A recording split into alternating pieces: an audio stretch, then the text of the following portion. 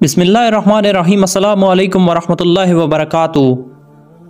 नाज़रीन, हज़रत अवैस करनी को खैरुत ताबीन का लक़ब रसूलुल्लाह सल्लल्लाहु अलैहि वसल्लम की ज़ुबान मुबारक से अता हुआ। आप बैतुल मक़दस में पैदा हुए।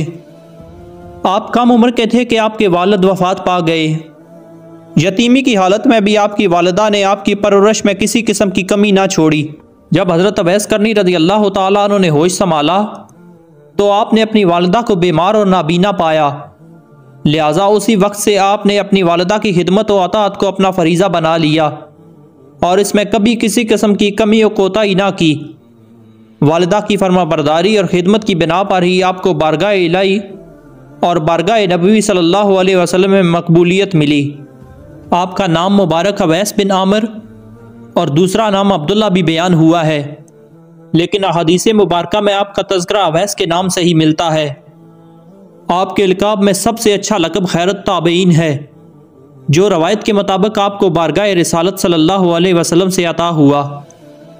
नाज़रीन, हज़रत अवैस करनी रज़ियल्लाहु ताला अन्हु का शुमार ताबईन के बार में होता है। आपने अहद नबवी सल्लल्लाहु अलैहि वसल्लम का दौर पाया, लेकिन रसूलुल्लाह सल्लल्लाहु अलैहि वसल्लम के दीदार से फैज़याब ना हो सके। इसकी वजह यह बयान की जाती है कि वो अपनी वालिदा की ज़ईफ़ी और नाबीना होने की वजह से इन्हें छोड़कर सफ़र नहीं कर सकते थे। लिहाजा हज़रत अवैस करनी ताबी हैं, सहाबी नहीं। लेकिन रसूलुल्लाह सल्लल्लाहु अलैहि वसल्लम ने हज़रत अवैस करनी की नबी करीम सल्लल्लाहु अलैहि वसल्लम से मोहब्बत और माँ की खिदमत को फरीज़ा बनाने को ख़राज तहसीन पेश फरमाया। एक बार हज़रत अवैस करनी रज़ियल्लाहु ताला अन्हु की वालिदा ने आपसे सवाल किया, अवैस, तुम मदीना जाकर रसूलुल्लाह सल्लल्लाहु अलैहि वसल्लम की ज़ियारत और सोबत से शर्फयाब क्यों नहीं होते?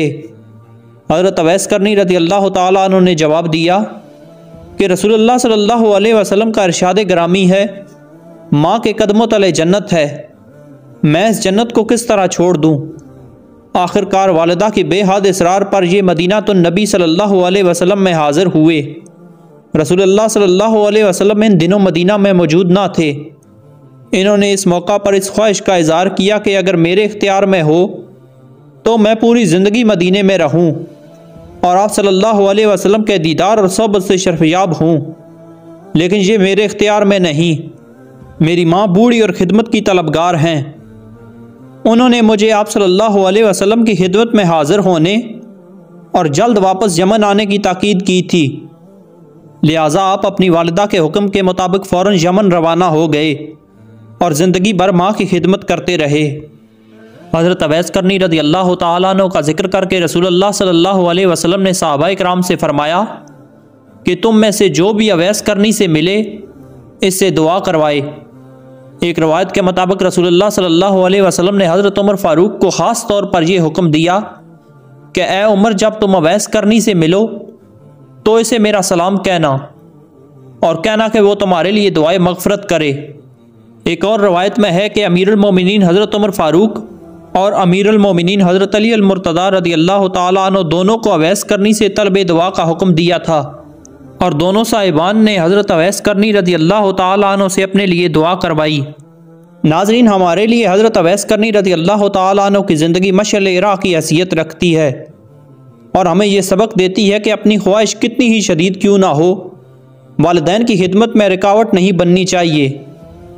हज़रत अवैस करनी रज़ियल्लाहु ताला अन्हु जिस्मानी तौर पर लाख दूर सही, लेकिन जो फ़ज़्ल करम रसूलुल्लाह सल्लल्लाहु अलैहि वसल्लम का आप पर हुआ वो यकीनन काबिल रश्क व सताइश है।